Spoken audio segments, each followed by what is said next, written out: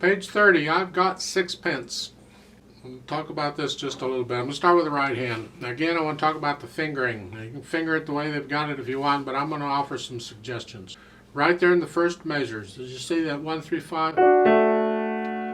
Well, I'm going to recommend a 4, 2, 1 instead. Here, to do this, because in the second measure, I want the first two F sharps to be 4, 5. So I need the fourth finger on it. So it's okay. Second measure on the two Ds, I'm going to do a 3, 2. And I'm going to use the same fingering in this passage however many times it happens throughout.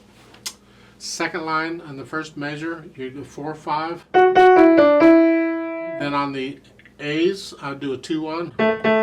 Next measure, 3 D's is a 4, 3, 2. Last measure on the B's is a 1, 2, 1. Next, third line down, first measure on the C sharps, I would do a 2, 1, 3, 2. Now, watch the fingering. I like what they've done here in the fingering there in the third line on the first measure going into the second with those eighth notes. A 1, 5, 1, 4, 1, 5, 1, 4. I like that. That's the melody, and it helps us to feel it a little better if we're not using the same fingers on every one. Ugh, no. Use their fingering there. I like that. That's good. On measure 30, the last line is the first measure. Your fourth finger is playing the F sharp. Third finger on the E. Then I do a thumb on the D. Okay? Then cross over with the second, and then a 1, 2, 1, 2 on the B's. 5 on the E, not 3, 5. And then a 4. And then a last measure is a 2, 3, 2, 5. Then the A's at the bottom, the last two notes on page 30 is a 1, 2.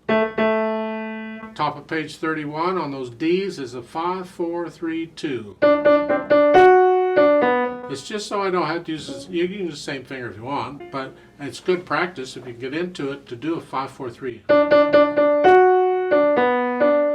Last measure, the first line there on the C sharps, I would do a 2, 3, 2. And then watch those eighth notes again. It's the same fingering with the top note being a 5, 4, 5, 4. Now on the third line down, on the C sharp E, the first one you're doing a 2, 4, and then do their fingering with a 1, 2, because that prepares you for what's coming. In the second measure, do their fingering. I kind of like that. Because we want to feel the melody, which is the top note. And you can cross over the little finger on the fourth finger there for the last two notes. You have a B with fifth. You can cross over and get a C sharp with that. You run into that in piano, you just as well do it now. So connect the... I know the pedal's helping you out here, but connect it anyway, if you can.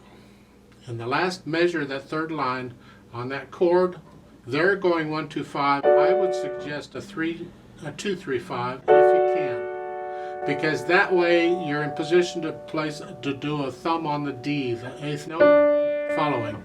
The trick is getting from the chord in front of it here to here. If you can do that, I recommend it. Okay, then you've got the 1, 2, 1. That's a 1, 2, 1, 2, 1. Yeah, and then in the last line on those B's is 1, 2, 1, 2, 1. Next measure on the C sharp is a 3, 2, 3. And the fingering there is the same as you had before. That's what I recommend. Experiment and see what you think. Left hand's pretty straightforward. You just got chords you're accompanying it.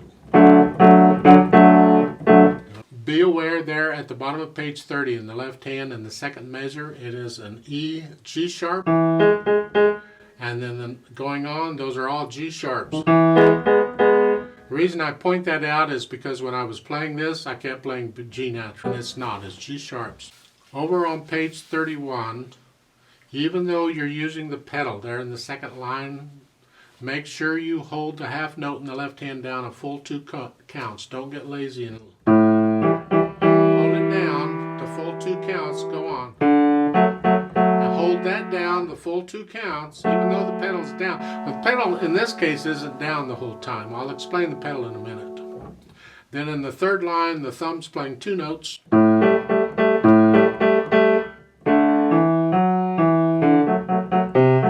Speaking of pedal, let's talk about it just briefly.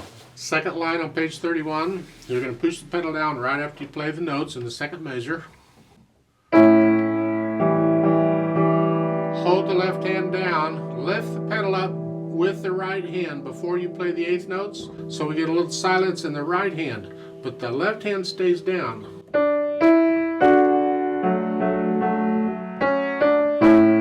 Okay, so to demonstrate it again a little better, I hope, is here. So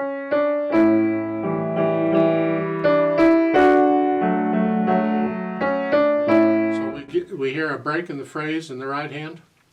Then in the third line, it's just legato pedal.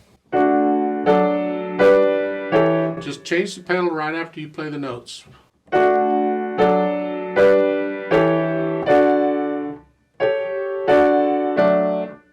Now, they're showing the first 8th note in the last measure is pedaled. It's an effect. You can do that. It's okay.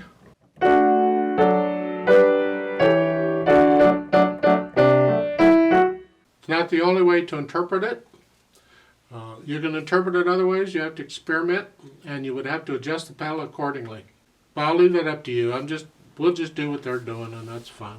I want to be sure you understand what you're seeing in the music, okay? And this one has words to it.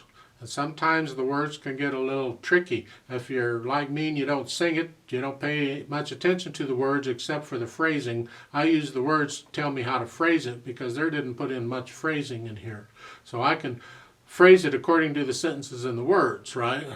But at the bottom of page 31, look at the first measure of the last line. In the words, you have Army, Navy, and Air Corps all stacked up. The idea is you have to use whichever one is appropriate for that particular time you're singing. So that's up to you. Just pick one of them, whichever one. You don't even have to use those. If you use Marine Corps, Air Force is that there, Air Corps is there.